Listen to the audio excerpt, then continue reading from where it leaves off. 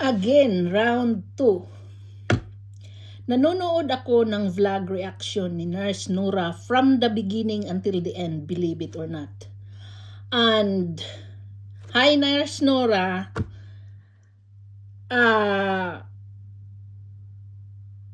naintindihan ko lahat ng pinagsasabi mo from the beginning until the end. Lalong-lalo na at the end. And ito din ang yung hindi ko sure kung napanood mo ako. Hindi ko rin sure kung you bothered your time para panoorin yung final say ko sa PB team. Naglabas lang naman ako ng hinanakit being a nanay. Kasi kung gaano ka naguguluhan ngayon, ganun din kami naguguluhan. Kasi ang dapat magsalita talaga yan from the beginning na ayusin yan is si PB. Kasi siya ang lalaki eh. Kaya lang naman nabash si Krishna ng ganun. Dahil nung una pa lang, pag uwi nila, sabi mo nga, naguguluhan kayo, kami rin naguguluhan. Na nag-live siya, and then pinako si Krishna sa krus. Kasi alam mo naman ang tao, na kaagad mag-conclude na malandi si Krishna or what, ganyan. Ikaw at ako, tayong lahat walang alam kung anong nangyayari, kundi yung PB team lang mismo na walang isa sa kanilang nagsasalita. So, kaya hanggang ngayon, naguguluhan pa rin ang Real Pugong Biyahero supporters dahil sa walang klaro nga.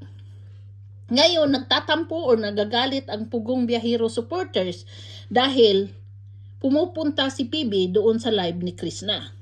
Let's not forget na si Krishna at si Pugong Biyahero, meron silang sari-sariling, paano pa ko sabihin dito, entitled tayo o sila sa buhay nila, di ba? Kasi hudang meron kang supporters, meron kang sariling buhay. Yun sana ang gusto kong maintindihan ng marami, na no matter what, kung anong gagawin ni PB doon sa kay Krishna at si Krishna ay kay PB, buhay nila yun eh. Wala tayong pake. And Miss Nora, naintindihan ko talaga yung yung point mo from the beginning until the end. At maaring merong magko-comment sa akin na balimbing ako. No, hindi. Kasi nung ipinagtanggol ko si Krishna, pinagtanggol ko lang naman siya bilang isang nanay ako na nasasaktan para sa anak ko. Kasi masakit talaga ang nangyari kay Krishna after na bumalik doon sa galing ng Mindoro. Kasi wala bang ending na klaro. Wala din sinabi sila na klaro. Buti sana kung pinaunawa doon sa mga tao o sa mga nanay na sasaktan kung ano talaga. Kasi ganun rin lang naman eh. Nag-live siya, napako na si Krishna sa cross. Ngayon, nag-live siya ulit na umiyak siya. So, nasasaktan talaga siya.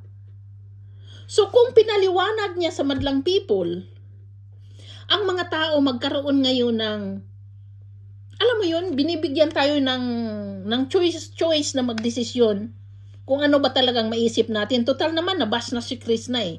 Pero ang sa akin, as a nanay, gusto kong magkaroon ng hustisya ba?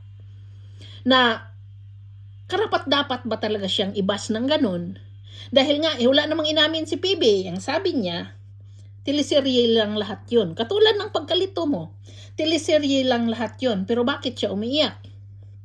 Tapos, kung ano-ano nang pinagsasabi ni Krishna, hindi niya pinagtatanggol. Doon sa 2 beses siyang magla-live, so, umiyak siya, so lalong napako si Krishna sa cross. Diba? Diyan kasi nagkakagulo eh. Hindi ko rin masisisi ang mga supporters ni PB kung bakit sila nagkaganon, kagalit kay Krishna. Pero alalahanin ninyong lahat, tayong lahat, na wala si PB binitawan na isang salita para iklaro yan. Siguro kayong mga supporters, tanungin nyo siya. Mag-live siya for once and for all para maayos yung lahat na yan. Andoon sa pagpasok niya sa live ni Krishna, hindi na natin hawak yun, hindi ninyo hawak yun. Buhay nila yun, ipagpalagay na natin. Ipagpalagay na natin ha. Ako, I'm not hopeful na mayroon silang relasyon talaga na more than a friend. Pero wala ba silang karapatan na magiging friends? Kung hindi man lovers. Diba? Or malay mo sa kagandahan lang puso ni PB talaga, sinusupport lang talaga niya si Krishna. At siguro, yun nga, tama si Nurse Nora, pumasok siya doon para mahinto ang bashing. Pero, hanggat may galit at walang klarong sinabi si PB, talagang may bashing ang mangyayari. Pero, kaya ko lang naman ipinagtanggol si Krishna dahil sobrang below the belt na yung natanggap ng bata na in the first place, di siya deserve doon. Hindi talaga. Pero alalahanin din ninyo na si PB tumutulong sa mga parents ni ng lola niya, ng mga magulang niya. So yan tinatanaw na utang na loob ni Krishna. Or baka yun din ang pinaghihimutok ng butsi ng mga supporters dahil nga tumutulong pa si PB. Despite of. Pero alalahanin din natin na yung despite of na yan, hindi natin alam kung anong katotohanan doon. So, ang mga supporters na mahilig mag-conclude, nag-conclude na ng masama, ipako na naman si Krishna. Na walang katotohanan yun lahat, and then pinakita na nila na okay sila, hindi pa rin matanggap. Basta ako ito lang masabi ko. Pinagtanggol ko lang si Krishna sa sobrang sakit ng nakuha niya sa pagpako sa cross ng mga bashers. She doesn't deserve it, no matter what. She doesn't deserve it. Pero kung nagugulahan man ang supporters ni PB, ganun din naman kami. Kasi ako supporter talaga ako ni Pugong Biyahero. Hindi naman ako nagsasalita noon. Doon lang ako nagsasalita nung dumating na si Krishna. Pero nanonood ako kung anong meron sila. Before pa ni Krishna, nanonood ako sa kanya dahil natutuwa talaga ako. Pagdating doon sa mga gawaing charities, si Pugong Biyahero, deserve niya mag number 1, number 2. Talaga, sa totoo lang. Pero pagdating sa usaping puso, hindi siya marunong doon. I'm sorry. Hindi siya marunong magpakalalaki, or hindi siya marunong i-treat niya yung babae na nililigawan niya, na maproteksyonan niya, na na matreat niya as a lady. Kasi yung ginawa niyang para sa akin kasi ang lalaki, no matter kung anong ginawa mo, hindi ka talaga ipahiya. Pero hindi man niya sinabi ang katotohanan, nag-live siya, doon na ba si Krishna eh. So yun, Nurse Nora ang point ko.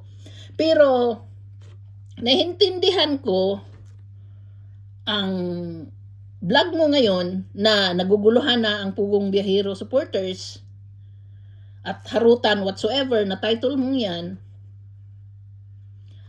Hindi naman siguro din yan harutan. Very, naman yan pagkasabing harutan. Alam mo yun, kasi ako as a friend, pwede naman akong magpadala ng heart eh. So, di ba? As a friend, pwede mo naman siyang padalahan ng heart. Hindi naman yun ibig sabihin nagharutan na kayo. Ang mga tao lang ang naglagay ng label na harutan. Pero actually, hindi yun harutan. It's just a care na na-appreciate niya. O di ba? So, ngayon, ang ending nito, pareho lang tayong naguguluhan. Di ba? Pero hindi ako galit kay PB, na hindi ako, ang akin lang is, as a nanay noon na yon. Kumbaga, bakit ko damdamin yun? Kaano-ano ba ako nila? Di ba? Pero, as I said, hindi ko pa rin hayaan na dahil natanggap ko na ang mga pangyayari is, hayaan ko lang na i-bash si Krishna. Dahil naawa talaga ako sa bata. As a nanay, hindi ko hahayaan yan. Kahit kung sa anak nangyari ko yan, nako, iwan ko lang sa inyo. Pero, maganda pa rin ang puso ni PB talaga eh. Magandang puso ang tao na yan. Hindi nga lang siya perfect mag-handle ng relationship kung meron man. O kahit hindi man relationship, sana hindi na lang niya pinortray na meron silang relasyon para walang i-expect yung mga tao ba. Ako, I'm done with it. Kasi nung sinabi niyang tutuhanin na niya yon, umasa ako na talagang meron silang relationship, so we must leave them alone. Di ba? Wala naman tayong pakialam sa relasyon nila na personal. Ang mga tao lang kasi gustong manghimasok sa buhay ng mga buhay. Yun ang nangyari. So anyway, Nurse Nora, I appreciate what you said at naintindihan ko.